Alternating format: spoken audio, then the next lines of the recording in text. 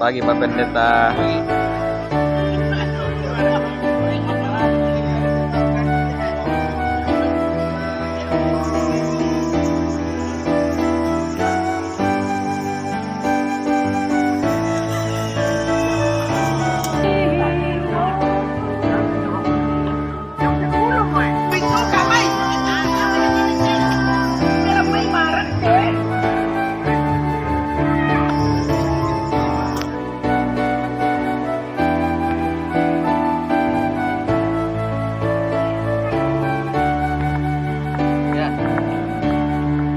Selamat pagi Bapak Ketua Kerukunan Keluarga Palesan. Selamat datang di objek wisata Hutan Pinus Kambuno Pak Tengko. Oke.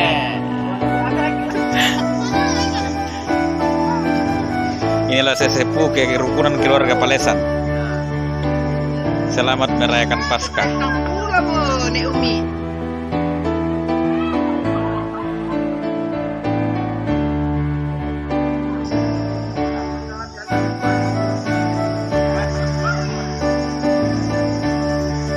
Nami lah pelatih apa boleh lepas api oleh.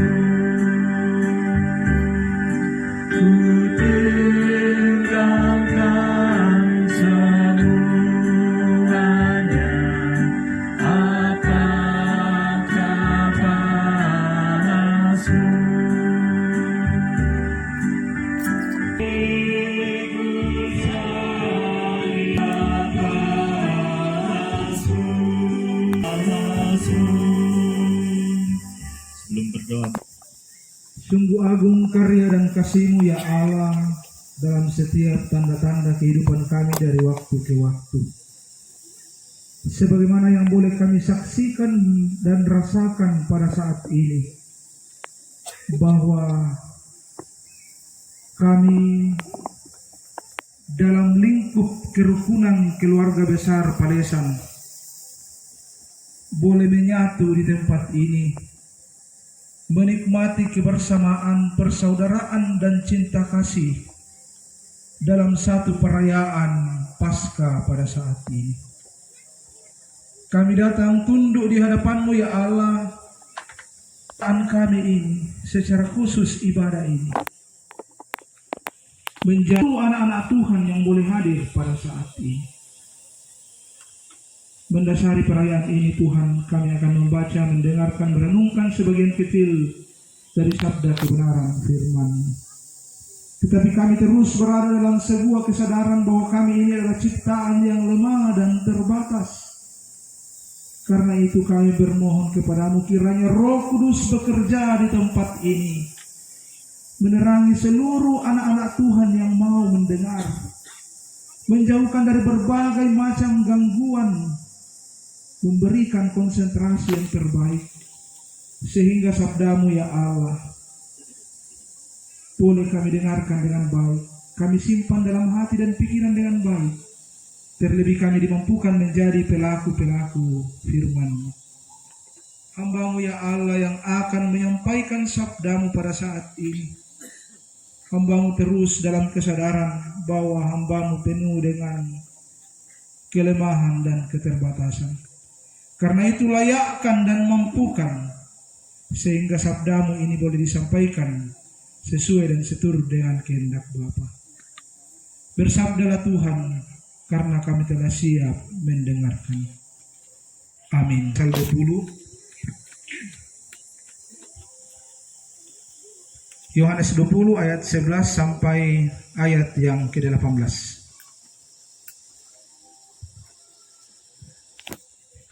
Judul pembacaan, Yohanes menampakkan diri kepada Maria Magdalena. Firman Tuhan berbunyi demikian. Tetapi Maria berdiri dekat kubur itu dan menangis. Sambil menangis ia menjenguk ke dalam kubur itu. Dan tampaklah olehnya dua orang malaikat berpakaian putih, yang seorang duduk di sebelah kepala dan yang lain di sebelah kaki di tempat mayat Yesus terbaring. Kata malaikat itu kepadanya, "Ibu, mengapa engkau menangis?" Jawab Maria kepada mereka, "Tuhanku telah diambil orang dan aku tidak tahu di mana ia diletakkan." Ia menoleh ke belakang dan melihat Yesus berdiri di situ, tetapi ia tidak tahu bahwa itu adalah Yesus. Kata Yesus kepadanya, "Ibu, cari." Maria menyangka orang itu adalah penunggu taman, lalu berkata kepadanya, "Tuan, jikalau Tuan yang mengambil dia, katakanlah kepada aku di mana Tuan meletakkan dia, supaya aku dapat mengambilnya." Kata Yesus kepadanya, "Maria." Maria berpaling dan berkata kepadanya dalam bahasa Ibrani, "Rabuni," artinya guru. Kata Yesus kepadanya, "Janganlah engkau memegang aku, sebab aku belum pergi kepada Bapa. Tetapi pergilah kepada saudara-saudaraku dan katakanlah kepada mereka bahwa sekarang aku akan pergi kepada Bapakku dan Bapamu, kepada Allahku dan Allahmu." Maria Magdalena pergi dan berkata kepada murid-murid, "Aku telah melihat Tuhan," dan juga bahwa Dia yang mengatakan hal-hal itu kepadanya. Sedemikian jauh bacaan kita pada saat ini, Bapak Ibu Saudara-saudara. Yesus berkata, disebut berbahagia setiap orang yang memiliki kesempatan seperti ini mendengar firman Tuhan, membaca firman, terlebih ketika yang berbeda. Mungkin ada yang beli baju baru, ada yang bikin kue di rumah, kayak kalau Natal. Atau ada waktu pasca pulang cari telur, lalu Beda kalau Natal. mantunu bayi, mantunu manu mereka. SP. Abu tu malam makila. Tak itu ngambang itu. SP. Apa tau? Saya bukul ya. Iya, aku perlu tanah duka bang itu waktu dia siap baru buku na ibu nami koi talendo do pak beluta. Yang saya mau katakan saudara-saudara adalah kelahiran tanpa kebangkitan itu iman Kristen sia-sia. Kematian pun tanpa kebangkitan itu iman Kristen sangat lemah. Jadi kebangkitan sebenarnya memiliki posisi yang sangat terpenting dalam konsep iman Kristen. Makanya sebenarnya kebangkitan tidak lebih rendah daripada perayaan-perayaan Natal. Karena memiliki poin nilai yang sangat luar biasa dalam rangkaian pemikiran teologi Kristen.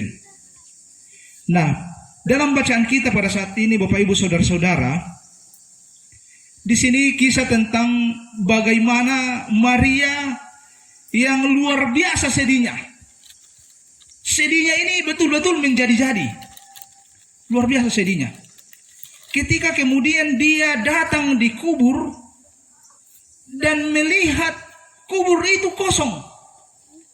Ini betul-betul asli nali tena sangat tahu double tahu empat di nate. Karena baru 3 hari kan, baru 3 hari menyaksikan peristiwa yang luar biasa menyakitkan itu. Coba bayangkan kalau kita betul-betul mencintai, mengasihi seseorang, lalu diperlakukan seperti itu, lalu mati. Orang yang kita andalkan ini, orang yang menjadi pegangan hidup kita ini lalu mati. Ini bukan perkara yang mudah yang dialami oleh Maria dan murid-murid pada saat itu. Bukan perkara yang mudah. Lalu wanita lungal loh, itu kan Jumat ya. Jumat Agung. Batang Rabu kuna Pak Diomo. Ini double sakitnya ini, double sedihnya. Karena kita toraya tena Batang Rabu Pak Ade. Indok nadu ka Pak Ade itu. Jadi yang saya mau katakan saudara-saudara bahwa kesedihan Maria sangat sungguh luar biasa dalam bacaan kita. Sehingga karena larut dalam sebuah kesedihan, Maria pun ketika dihampiri oleh 2 malaikat dia tidak mengenalnya. Dia tidak mengenal bahwa ini adalah malaikat. Lalu kemudian dalam bacaan kita dalam ayat yang ke-14, Yesus pun hadir berkomunikasi dengan dia. Tak bukan tanda itu bunga Yesus, kumua bunga Yesus deh. Coba bayangkan itu. Artinya apa saudara-saudara? Larut dalam sebuah kesedihan, larut dalam sebuah masalah, membuat kita sulit merasakan kehadiran Tuhan dalam kehidupan kita. Terlalu fokus pada masalah, itu mengaburkan bagaimana kebaikan Tuhan dalam kehidupan Bapak Ibu. Makanya ada seorang filsuf Stoik pernah mengatakan bahwa sebenarnya bukan peristiwa, bukan fenomena yang menghancurkan Bapak Ibu, tetapi cara berpikir Bapak Ibu yang itu yang menghancurkan saudara-saudara. Jadi sebenarnya bukan kejadian, bukan badainya yang terlalu besar, tetapi perasaan Bapak Ibu yang terlalu besar. Cara pandang yang salah, cara pandang yang keliru. Cara pandangnya Maria pada saat itu, nah anakku ya anakku, nah lebih para bangkit, sedangkan dia agak-agak tak bawa perlawanan. Karena toraya tena kok kasih sina saya tena mampu rambai, yo para katulah bangkit. Jadi konsep kebangkitan dalam pikiran Maria pada saat itu, stigma berpikir, cara berpikir yang terbangun dalam pikiran Maria pada saat itu, bahwa Yesus masih mati. Dan itu yang terus membawa dia pada suasana yang sangat sedih, menyakitkan. Karena cara berpikir yang tidak tepat. Karena terlalu fokus kepada sebuah masalah. Terlalu konsentrasi kepada masalah. Jadi saudara-saudara, saya lihat ini Bapak Ibu ini ada masalah. Saya lihat muka-muka ada masalah semua. Tapi mungkin karena silver ya natin kurma lah. Tapi masalah ini kan adalah kesenjangan dari yang diharapkan dengan yang terjadi. Itu masalah. Saya pikir tiap hari ada masalah ya. Dan banget apa direncana teh anak susah. Yang awal-awalnya mau menikah dengan si A, lalu rupanya si A ini menikah dengan teman sendiri, itu masalah. Dan lain sebagainya, masalah tiap hari, selalu ada masalah. Tetapi yang saya mau katakan saudara-saudara, bahwa jangan terfokus atau konsentrasi kepada masalahnya. Karena kadang-kadang masalah ini, peristiwa-peristiwa ini tidak terlalu besar, tetapi cara kita terlalu baperan. Perasaan yang terlalu berkalut sehingga kita larut dalam kesedihan. Yang berikut, yang membuat Maria larut dalam kesedihan pada saat itu, karena Maria lupa kepada janji Allah bahwa anak manusia itu akan diserahkan dan akan mati tetapi akan bangkit kembali. Ini 4 kali disebutkan.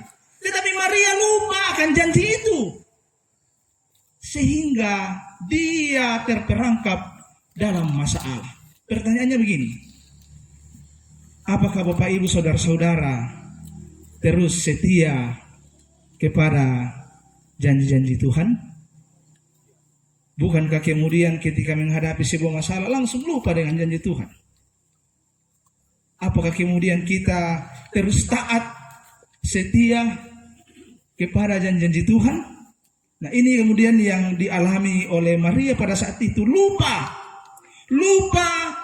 dengan janji Tuhan bahwa dia akan bangkit kembali. Dalam kehidupan ini Bapak Ibu Saudara-saudara, seringkali kita menghadapi berbagai macam masalah, pergumulan hidup. Tetapi ingatlah bahwa di dalam Alkitab itu ada sekitar kurang lebih 7.000 janji Tuhan kepada kita semua. Latihlah dirimu untuk mengingat dan setia kepada janji-janji Tuhan itu.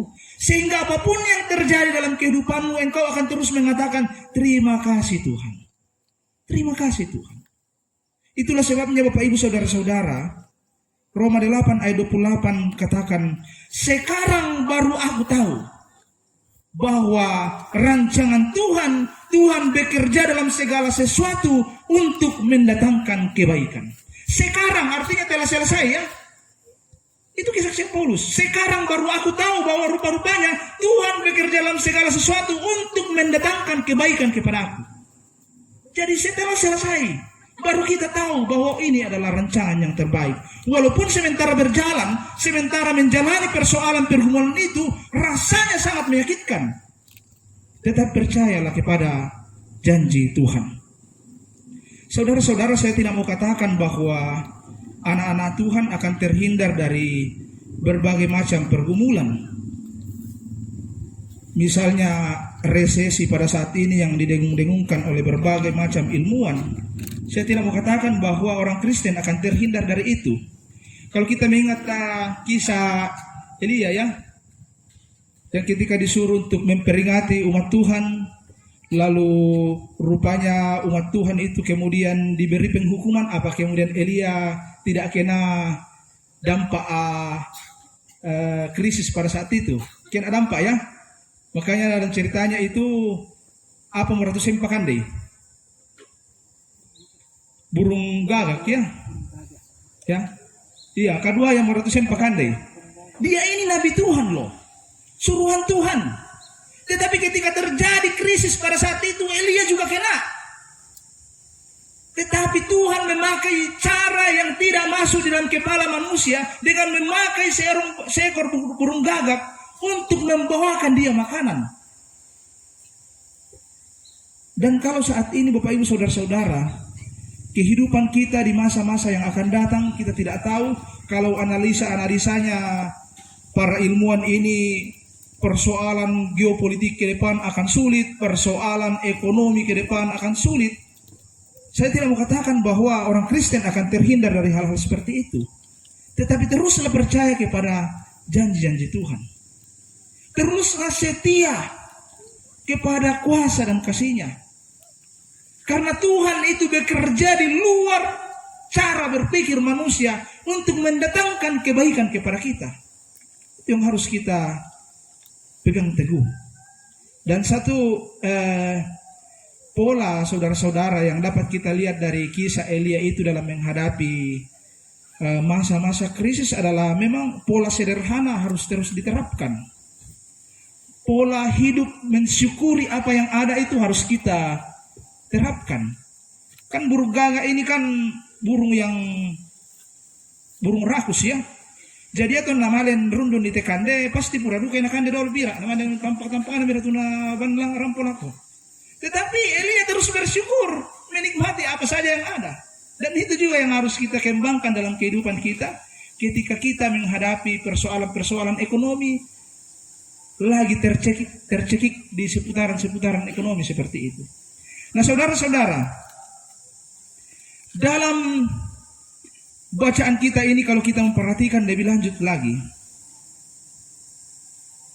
kenapa Maria tidak mengenal Yesus yang berbicara kepadanya? Karena Maria datang di kubur mencari Yesus yang mati, bukan mencari Yesus yang hidup. Sehingga ketika dia berhadapan dengan Yesus yang sudah hidup itu, dia tidak mengenalnya karena yang ada dalam pikirannya adalah Yesus ini masih mati. Itu yang membuat dia tidak mengenal pada saat itu. Dan saat-saat ini saudara-saudara, kita percaya, kita menyembah Yesus yang hidup, bukan lagi Yesus yang mati. Karena itu dalam kehidupan kita ini Bapak Ibu Saudara-saudara, kita harus memperlakukan Yesus itu sebagai Yesus yang sungguh-sungguh hidup. Dan ya kita tulang parenta po ama tua. Tapi kan biasa lang katuan, biasa kita boleh parenta ilah. Jangan-jangan kita ini masih seperti Maria yang menganggap Yesus itu masih mati. Lalu biasa kita yang memerintah. Pak Purenta tulang murai dadi. Dan lain sebagainya. Jangan-jangan itu yang masih terjadi dalam pikiran kita. Kita harus sadar Bapak Ibu, bahwa Yesus itu adalah Yesus yang hidup. Karena itu dia berdaulat dalam kehidupan kita dan dialah yang menata. Dia mengatur seluruh jalan hidup kita. Sehingga kita terus berada dalam pengakuan bahwa rancanganmu bukanlah rancanganku. Jalanmu bukanlah jalanku. Itu yang harus kita hidupi dalam kehidupan kita ini.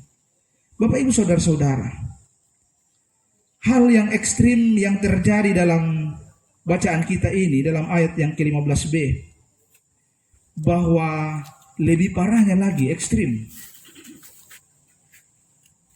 Ketika kita sulit melihat Tuhan dalam kehidupan kita, maka kita bisa menuduh Tuhan itu sendiri sebagai biang kerok dalam permasalahan hidup kita.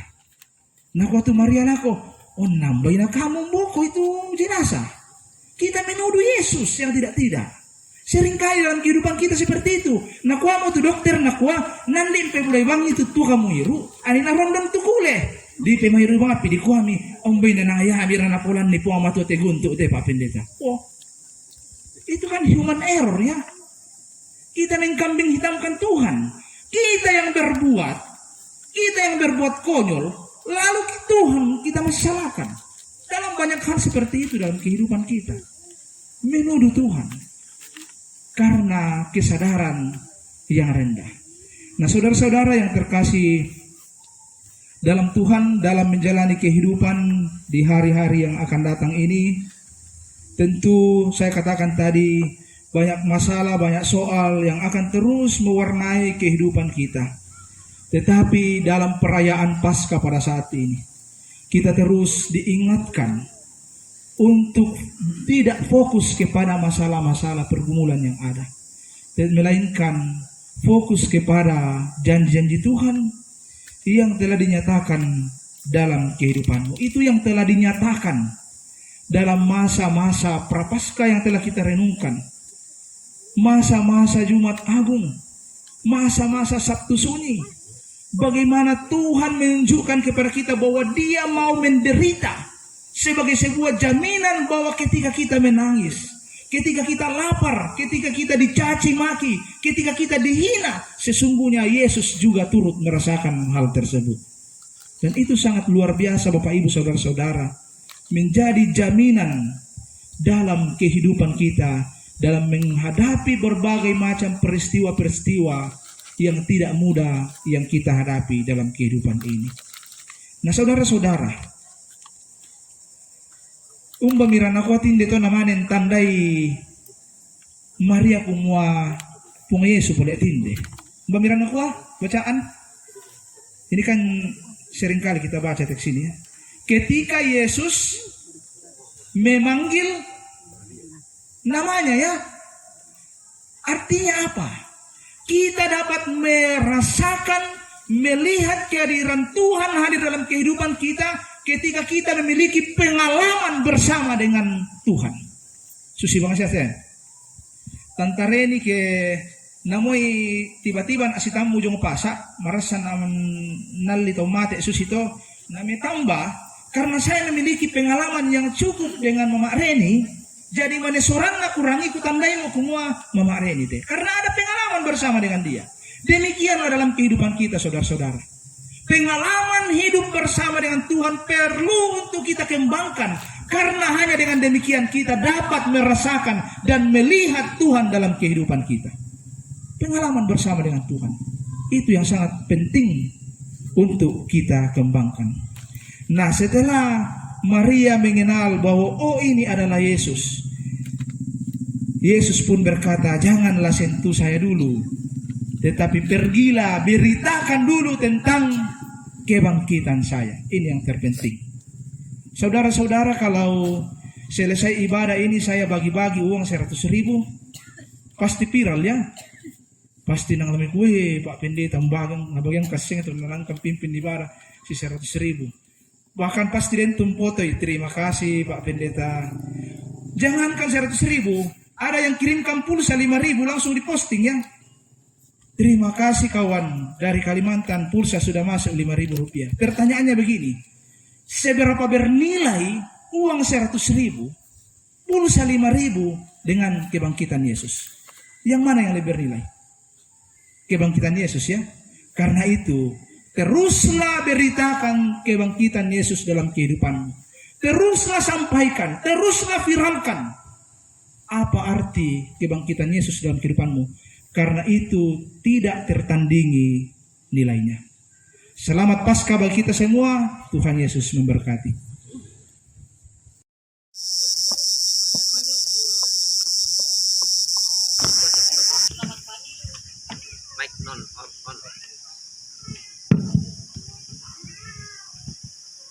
Selamat pagi. Salam sejahtera untuk kita semua.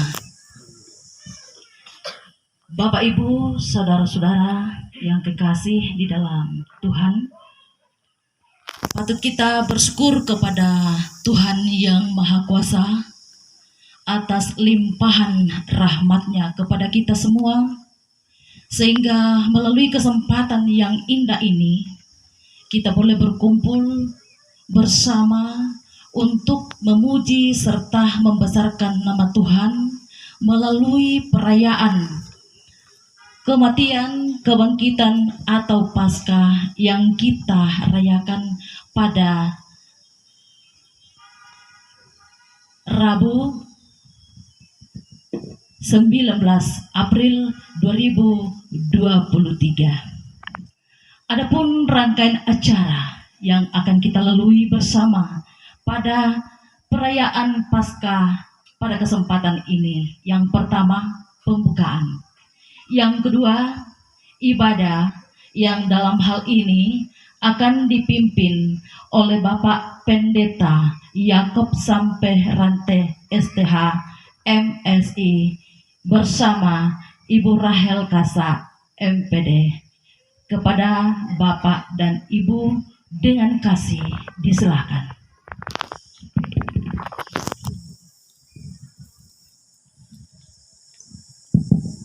Shalom. Shalom buat kita kerukunan keluarga Palesan, Makale Rantebo dan sekitarnya. Ada sukacita pada hari ini? Luar biasa, Tuhan bersama-sama dengan kita. Bapak, Ibu, saudara-saudara yang kekasih, anak-anak cucu semua, kita bersyukur, berterima kasih kepada Tuhan karena kuasa dan kasih-Nya kita boleh ada di tempat ini, objek wisata Pak Tengko, untuk merayakan Paskah. Ibadah kita pada siang hari ini atau pelayan firman pada siang hari ini adalah Bapak Pendeta Yakob Samperante STH MSI. Dengan penuh kasih disilahkan.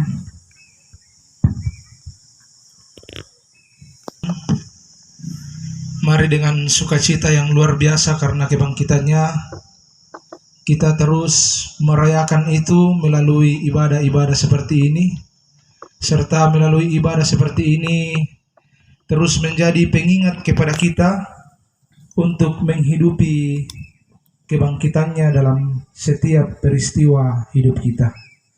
Karena itu Bapak Ibu Saudara-saudara, mari kita tenang, mengarahkan hati dan kehidupan kita, dan kita memulai ibadah. Kematian merupakan kenyataan yang menyakitkan bagi kita yang ditinggalkan. Seperti halnya murid-murid yang kehilangan guru. Salib yang terlihat di depan mata mereka membuat hati hancur. Tidak ada harapan. Namun, Bapak Ibu Saudara-saudara, mari kita dengan penuh sukacita kita bangkit berdiri, kita memujikan lagu Ku Menang, Ku Menang 3 kali. Boleh bertepuk tangan dengan penuh sukacita, kita panjatkan syukur kehadirat Tuhan yang Maha Kuasa.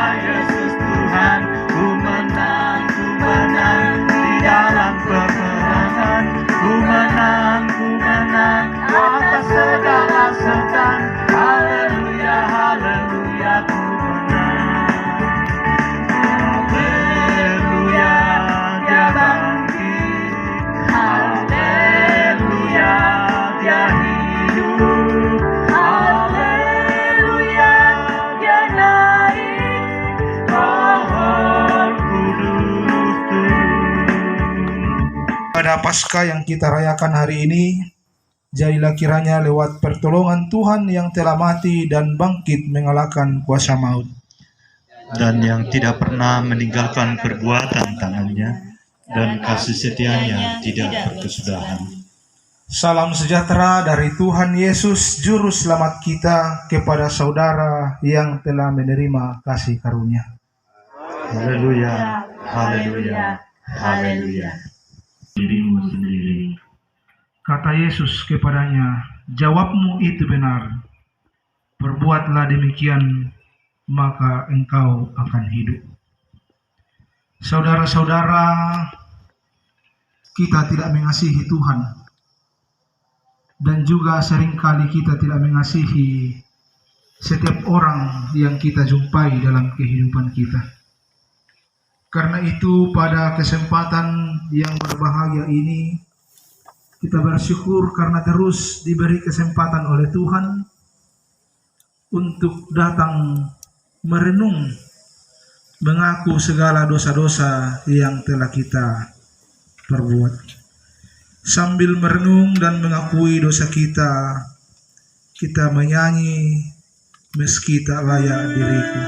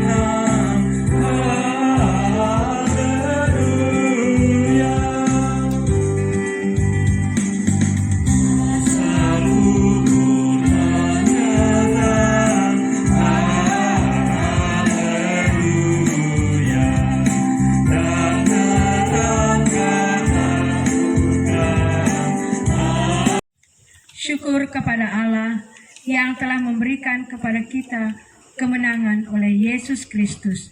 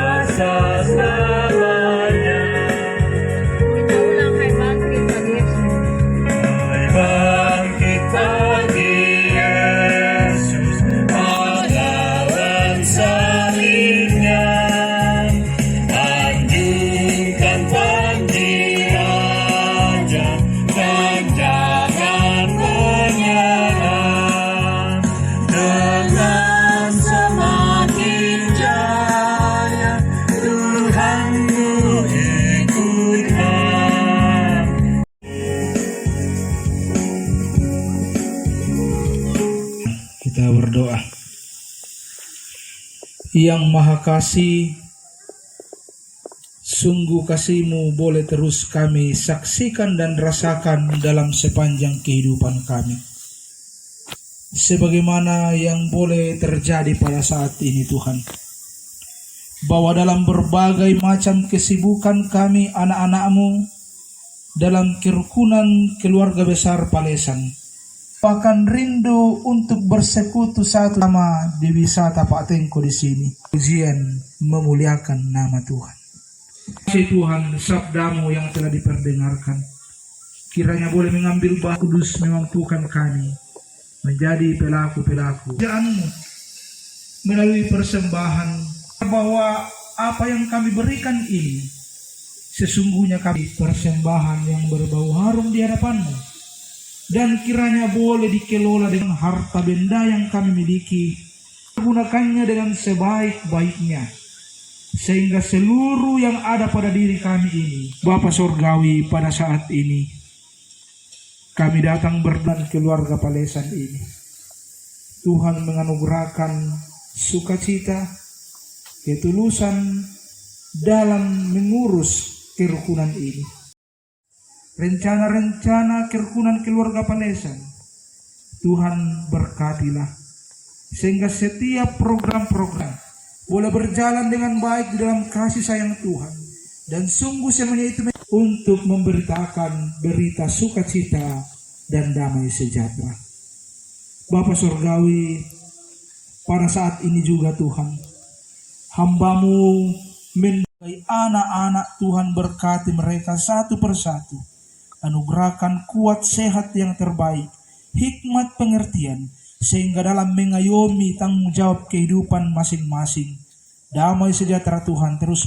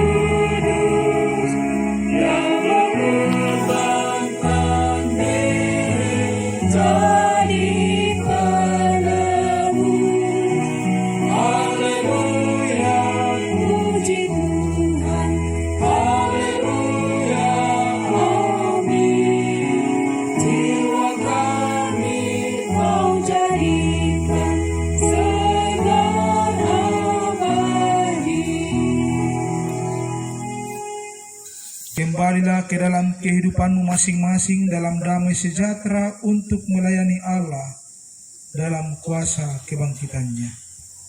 Haleluya, syukur kepada Allah. Bukalah hatimu dan pikiranmu dan terimalah berkat-Nya.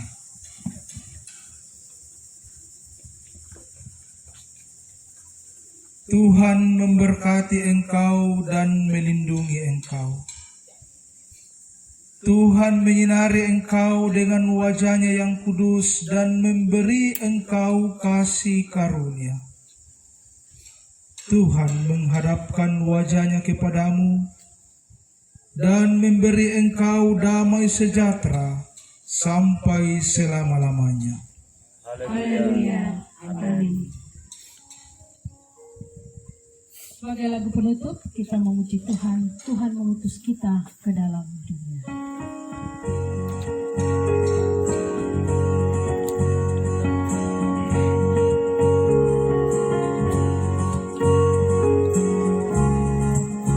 Tuhan mengutus kita ke dalam dunia, bawa berita kepada yang gelap, meski dirinya serta dilanda duka, harus melayani dengan sepenuh. Marilah kita melayani umat-Nya dengan senang, berarti kita memuliakan nama-Nya.